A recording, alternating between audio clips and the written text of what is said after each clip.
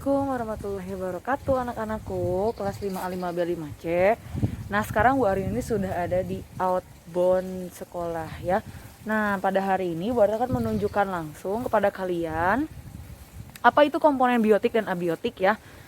Komponen abiotik dan biotik yang seperti kalian sudah tahu pengertiannya secara langsung itu, biotik itu artinya hidup, abiotik itu tidak hidup. Contoh yang hidup di sini bisa kalian lihat, ada pohon ya, pohon, kemudian di sini mungkin ada hewan ya, nanti baru cari, di sini ada belalang kalau nggak salah ya, ada belalang, terus ada burung-burung juga ya. Nah, itu termasuk contoh dari biotik. Nah, lawan dari biotik itu adalah komponen abiotik atau benda tak hidup. Nah, di sini yang tak hidup itu yang kayak gimana? Yang tadi air, udara, kemudian api dan lain-lain. Nah, itulah contoh dari komponen biotik dan abiotik. Nah, air ya, contohnya di kolam ini nih, lihat ada air banyak ya. Ada air banyak. Nah, itu adalah salah satu komponen abiotik. Nah, sekarang nih anak-anak, Bu Arin mau tunjukin salah satu contoh ekosistem buatan yang ada di sekolah kita, yaitu kolam ya. Nah, Bu Arin akan tunjukkan kolam sama kalian. Nah, bisa kalian lihat anak-anak, di sini ada kolam ya. Dari ujung sana sampai ke ujung sana. Di kolam ini anak-anak terdapat contoh ekosistem buatan yang penghuninya itu ada ikan ya. Kemudian bisa jadi ada katak gitu ya, jentik nyamuk dan lain-lain. Nah, ini salah satu contoh hewan atau komponen biotik yang ada pada kolam ya. Tapi baru belum lihat ikannya nih anak-anak ya. Tapi ada nih kecil. Wah, ada landak anak-anak. Nih ya. Ada jentik-jentik kecil. Oh ya, ada jentik-jentik kecil. Kemudian ada ikan warnanya oranye-oranye gitu tapi nggak muncul nih. Pada nggak muncul.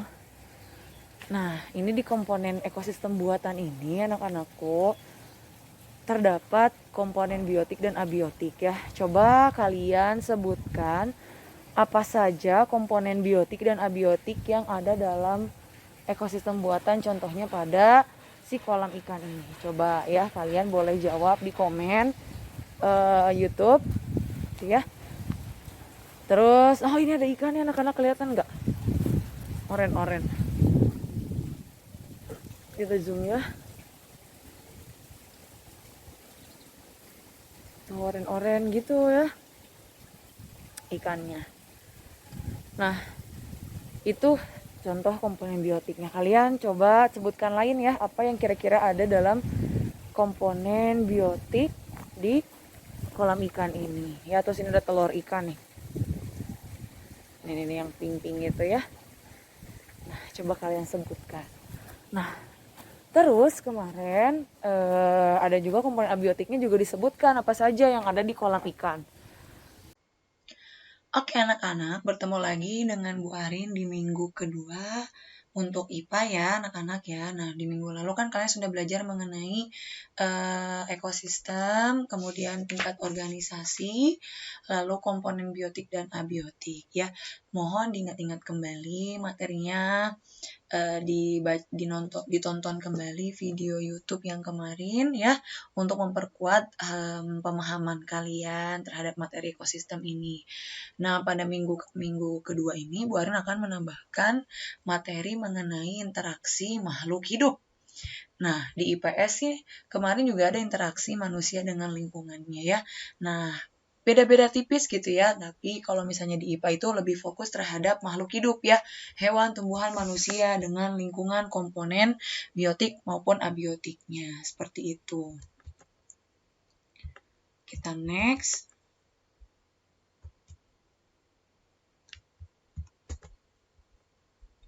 Nah, contoh interaksi makhluk hidup. Jadi sebelumnya Bu Arin ingatkan kembali. Jadi interaksi itu apa?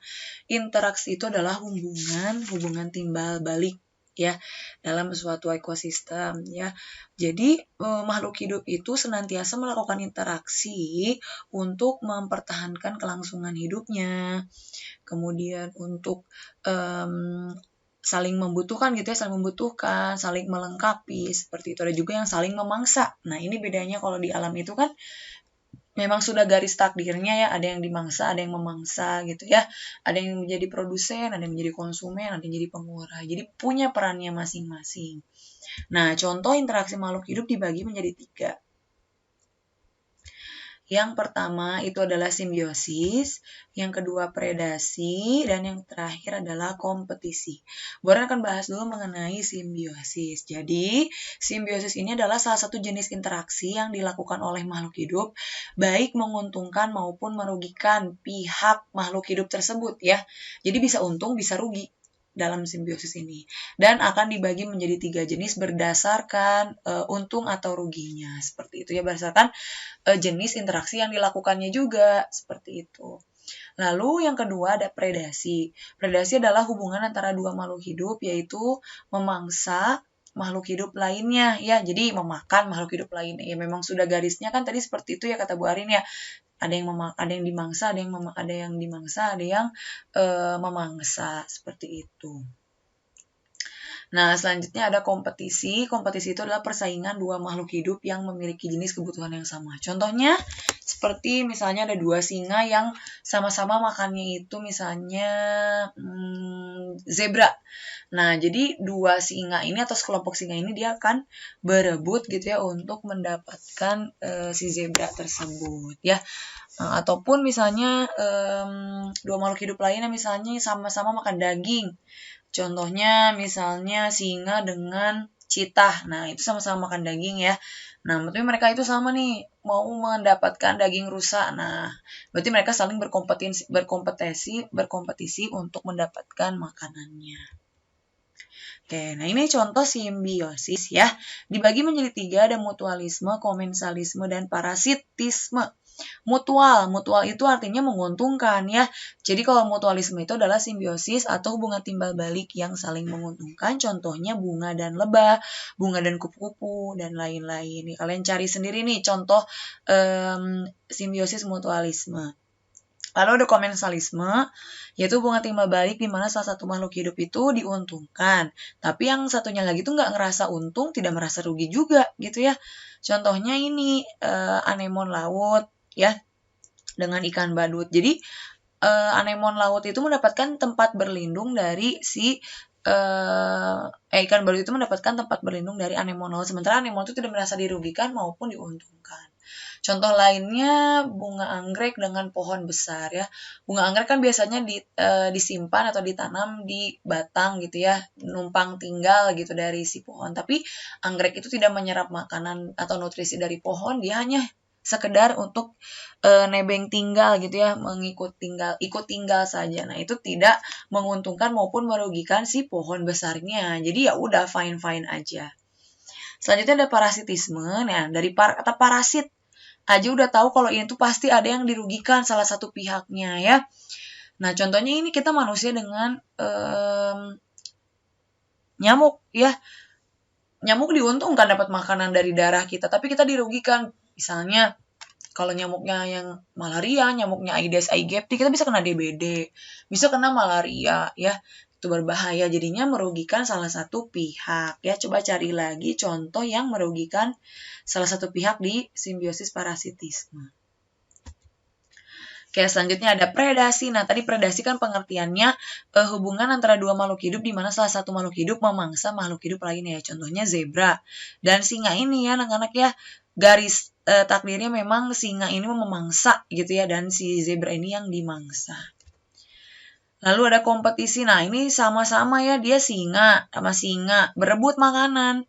Nah, untuk mendapatkan makanan, air, tempat hidup, sinar matahari dan lain-lain. Nah, jadi makanya mereka itu bersaing ya. Kalau kalian contohnya kalian anak 5B5C nih, bersaing untuk mendapatkan peringkat terbaik di kelas. Nah, itu disebutnya kompetisi. Seperti itu.